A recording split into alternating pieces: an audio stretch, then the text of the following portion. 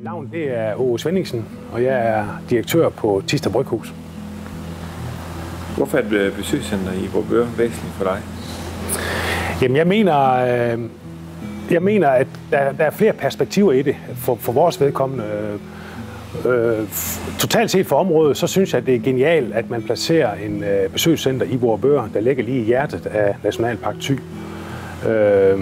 Det tror jeg, der vil få stor betydning i fremtiden, at vi har et sted, hvor vores gæster, der kommer udefra, selvfølgelig også de mennesker, der bor i området, men især turisme og ting og sager af mennesker, der kommer udefra, at de har et sted, hvor de virkelig kan identificere sig med, hvad det er for et område, de er i. Det synes jeg, der er meget, meget spændende. Vi har et område her, der kan skabe værdi, og vi har noget, som vi meget gerne vil vise frem. Og det har man fået ud af at lave eller oprette Nationalpark Thy. Også at være den første nationalpark i Danmark. Det har selvfølgelig også givet en masse omtale, og det skal vi udnytte. Det tror jeg, der har kæmpe betydning, og selvfølgelig skal vi udnytte det. Hvordan arbejder I med helt konkret produktet og det at få indsamlet og så videre? Jamen, hele historien med det her, den går jo egentlig tilbage til 1984, da vores daværende brygger Peter Clemmensen, han opfandt Porse Guld, hvor han brugte porsen. Han fandt ud af, at der var en rig forekomst af porse ude i Nationalparken. Og det plukkede han og tog med hjem og lavede ekstrakter ud af.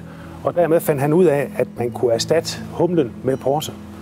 Så i 1984, der var han klar med det første produkt, hvor han halverede brug af humle og erstattede det med porse. Og den har haft sit liv nu. Den havde jo fødselsdag her i 14, hvor han havde 30 års fødselsdag. Og det er jo et produkt, der er landskendt i dag.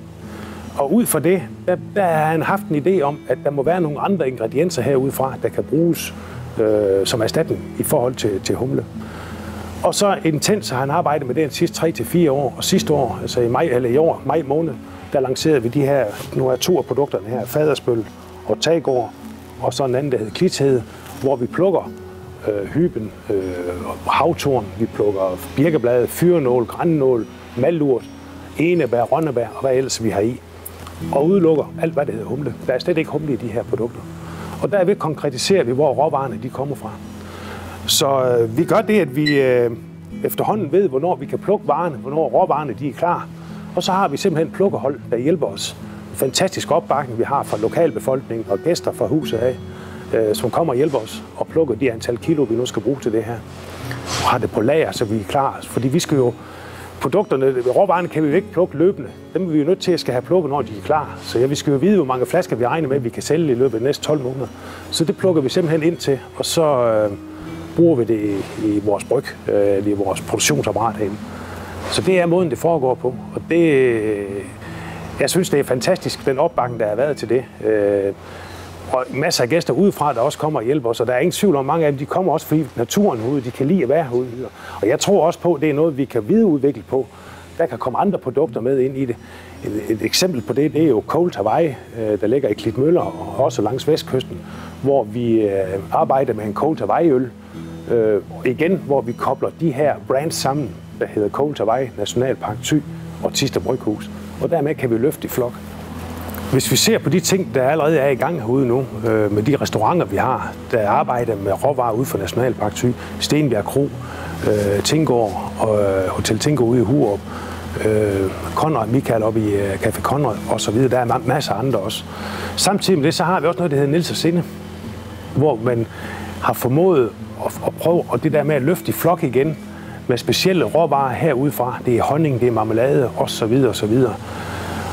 Prøv at få dem solgt som varer, men prøv at tænke sig, hvis man kunne bygge opskrifter på sådan noget, der også er opfundet i godsøjne heroppe fra. Det kunne være, det som du snakker om her, en Nationalpark Thy køkken.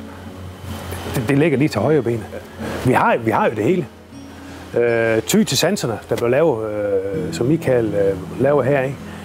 Der har du en masse ting, der allerede kan bruges. Ikke?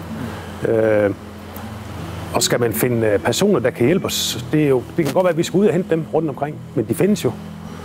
Anita Clemmensen, det er jo en typisk eksempel på det, der måske kunne hjælpe i forhold til EUC heroppe med kokkeuddannelsen og så videre.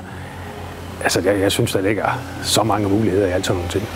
kan koble ting sammen og kan løfte i flok og kan skabe værdi. Det har stor betydning, at der er lokal opbakning. Jeg mener, det der med, at vi selv kan løfte, det mener jeg, der har kæmpe værdi. Også for os selv. Vi skal ikke ud og spørge andre. Vi kommer til at støtte Nationalparkcenteret på en eller anden niveau. Det er der ingen tvivl om.